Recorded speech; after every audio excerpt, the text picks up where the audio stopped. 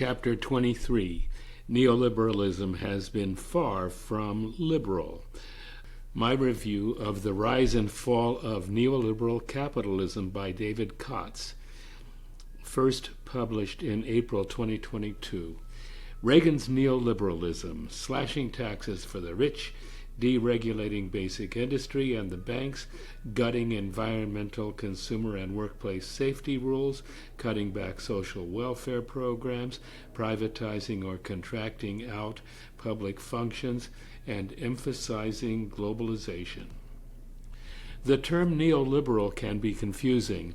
In the United States, liberalism has meant less harsh social and economic policies than either conservative or moderate ones. For example, FDR was a liberal, while his successor Truman was more conservative. JFK was more liberal than moderate conservative Eisenhower. Barack Obama was more liberal than arch-conservative Bush, and so on. Neoliberalism differs from these political labels. It's an economic policy dating back to the 18th and 19th centuries, the period of classical economic liberalism. Think Adam Smith and laissez-faire, letting the invisible hand of the market prevail. The government that governs least governs best. Ronald Reagan said things like that. He launched the Reagan Revolution, slashing taxes for the rich, deregulating basic industry and the banks, gutting environmental, consumer, and workplace safety rules, cutting back social welfare programs, privatizing or contracting out public functions, and emphasizing globalization. Free trade agreements led to factory jobs disappearing overseas. Reagan said this would benefit everyone, that is, everyone who was already rich. Neoliberalism felt like a return to the roaring 20s for the investor class. The top tax rate in 1950 was 91% for the top income bracket. The Economic Recovery Tax Act of 1981 slashed the highest rate to 50%. The Tax Reform Act of 1986 dropped it to 28%. Under Obama, it rose to 43.4%. Trump pushed it down to 40.8%. Meanwhile, wages and profits grew at about the same rate from the end of World War II to the mid-1960s. From 2000 to 2007, profits were growing more than 13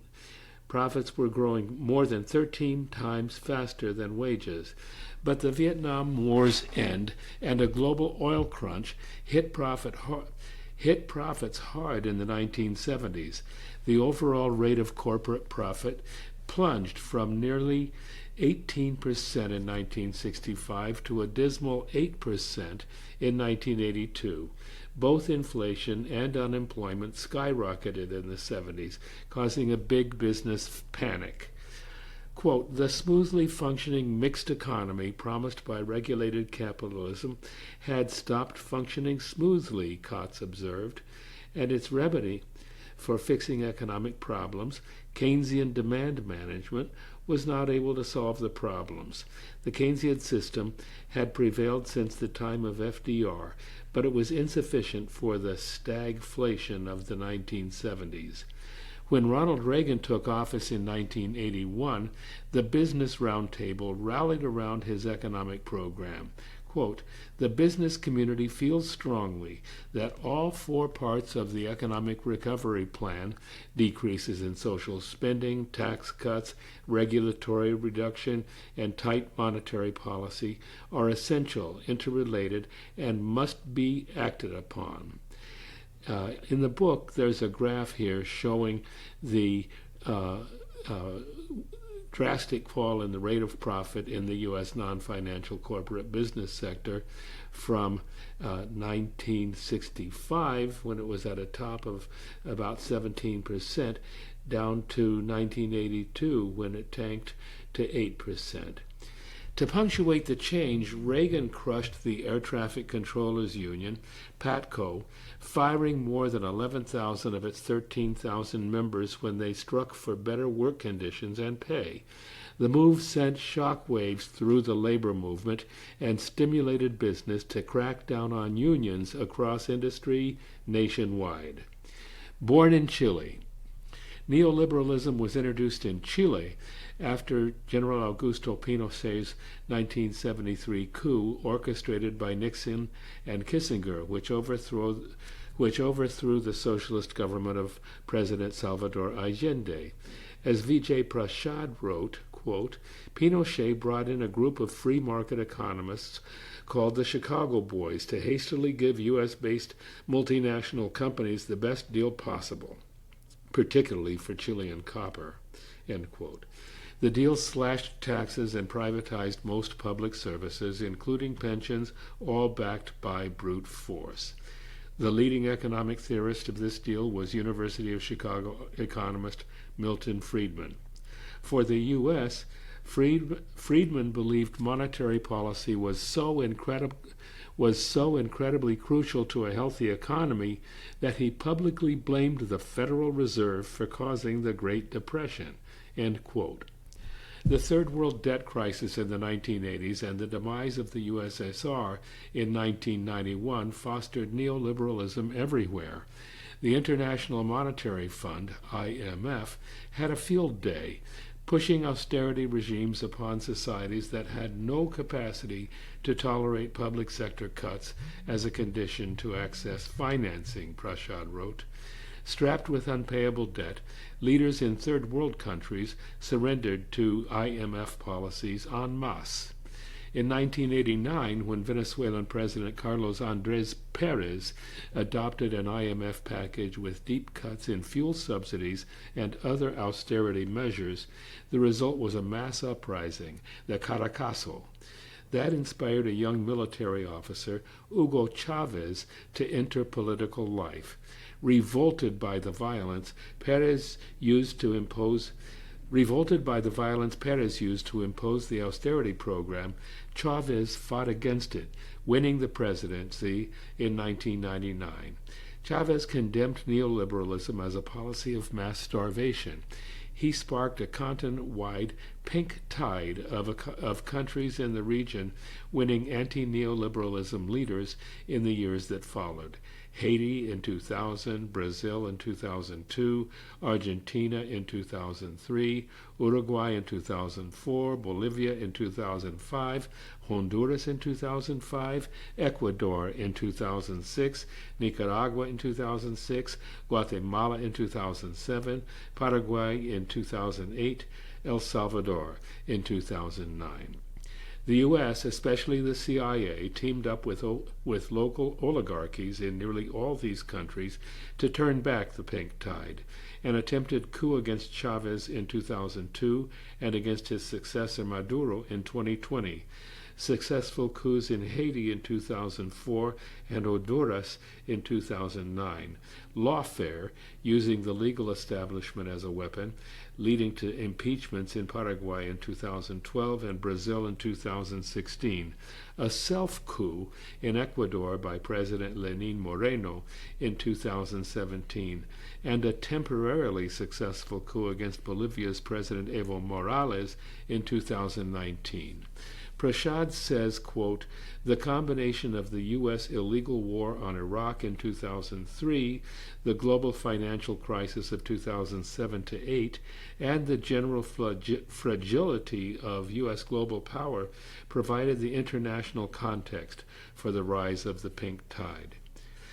Unsustainability builds to a crisis. Kotz provides a more technical analysis. He identifies three trends that built to a crescendo and a crash in 2008: rising levels of household and financial sector debt, toxic financial assets spread throughout the banking system, and growing excess productive capacity as consumer spending power ebbed. Household debt, mainly mortgages and credit cards, had grown slowly since the end of World War II. In the 1980s, the price of housing shot up while wages plummeted. Families began using home equity like credit cards, and banks leveraged equity to invest on credit. a huge credit bubble formed which popped in 2008. The top 5 investment banks had asked the Securities Exchange Commission, SEC, for an exemption to a rule that limited investment banks' borrowing. They got the exemption, but as one commissioner remarked, quote, "If anything goes wrong, it's going to be an awfully big mess," end quote. The ensuing mess was the collapse of the global financial system, the most severe of any recession since the Great Depression of the 1930s, apart from the post-war readjustment in 1945 to 46. Quote, "During the first 12 months of the recession," Kotz writes, "both global output and global trade contracted more rapidly than they had during the first 12 months of the Great Depression of the 1930s.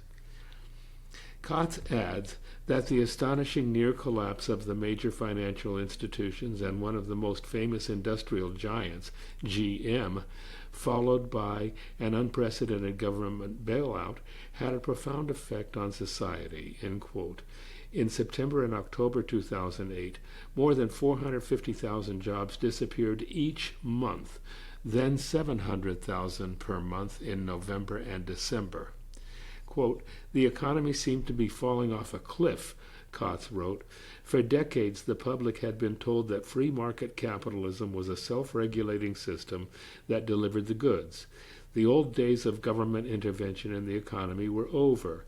Now the economy seemed to be collapsing, and the government was rescuing the largest banks and other financial institutions, but not the people.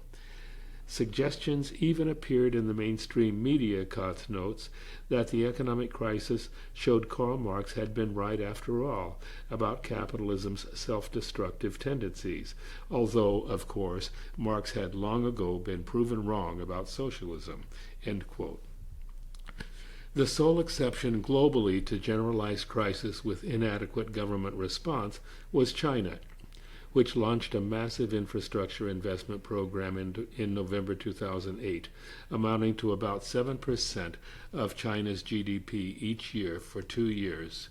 The U.S. government response was less than a third of China's program relative to U.S. GDP. As a result, quote, "China's economy quickly resumed growth at 9 to 10% per year," Kotz observed. Sluggish recovery, end of an era? Normally, Kotz writes, a particularly deep recession is followed by a vigorous rebound.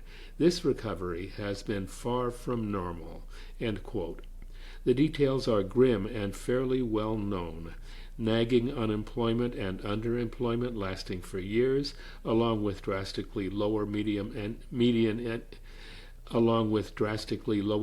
family income, but not for everyone. Quote, "From 2009 to 2012, 95% of the real family income gains in the U.S. economy went to the richest 1%, leaving only 5% of income gains for the other 99% of families," end quote. No wonder Occupy Wall Street happened in 2011. None of this resulted in rethinking neoliberalism among the political class. In fact, the reverse happened, as Republicans took over Congress in 2010, quote, "with the new Tea Party movement pushing to renounce big government," end quote. Austerity became de facto economic policy at home and abroad. In Europe, Greece, Ireland, and Spain descended into stagnation. Kotz writes that as the crisis and the bank bailout unfolded, millions of people became outraged at the banks. The bankers had been saved from the consequences of their folly by the taxpayers, end quote. Ironically, there's a silver lining. Quote, austerity may be nearing the end of its period of dominance," Kotz writes. "It appears the neoliberal form of capitalism has exhausted its ability to function. It is justified to regard the crisis that began in 2008 as the structural crisis of neoliberal capitalism, and so there is reason to expect that some kind of major economic change lies ahead." Possible future paths. Kotz identifies 4 possible future directions of change, or absence of change. continuation of neoliberalism, perhaps with some adjustments, a new regulated form of capitalism with business still in charge, a form of regulated capitalism based on capital-labor compromise, replacement of capitalism by an alternative socialist system. Just one of these alternatives really interests us. Kant says the possibility that socialism will again come to represent a viable alternative future, even in the United States, should not be discounted for several reasons. First, since the crisis began in 2008, the worst sides of capitalism have been on vivid display as millions lost their jobs and millions faced the loss of their homes, while corporate profits and the income of the richest 1% have soared. Second, in some Latin American countries, new attempts to build a 21st century socialism have emerged in Venezuela and Bolivia. The idea has lived on as the egalitarian alternative when capitalism inflicts unbearable hardships on people. Third, even in the United States, a larger than expected percentage of the population has a favorable view of socialism. Among respondents under age 30, the results of a survey were 37% for capitalism, 33% for socialism, and 30% undecided. Recent polls have been even more favorable to socialism. Fourth, the sudden outbreak of the Occupy Wall Street movement was the first significant avowedly anti-capitalist protest movement in the United States within memory. Its demonstrations took place in at least 150 U.S. cities and towns, as well as abroad, showing the existence of a potential mass base for a radical movement against capitalism in the United States. End quote. And Vijay Prashad says there is now a changed context across the region, namely a more engaged China. China's interest in expanding the Belt and Road Initiative across Latin America has provided new sources of investment and financing for development in the region. It is widely accepted in Latin America that the BRI project is an antidote to Washington's largely discredited IMF project and agenda of neoliberal austerity. With little original capital to invest in Latin America, the United States has mainly its military and diplomatic power to use against the arrival of Chinese investment, Prashad says.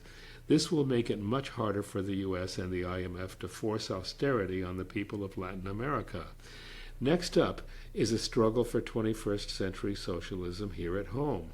Some people are reading Martha Harneker's A World to Build, New Paths Towards 21st Century Socialism. That book focuses mainly on Venezuela. Harneker says, For Chavez, the art of politics was to make the impossible possible. For Chavez, the art of politics was to make the impossible policy. For Chavez, the art of politics was to make the impossible possible, not by sheer willpower, but by taking the existing reality as one starting point and working to build favorable conditions and a correlation of social forces capable of changing that reality, end quote. So can it happen here? Time will tell.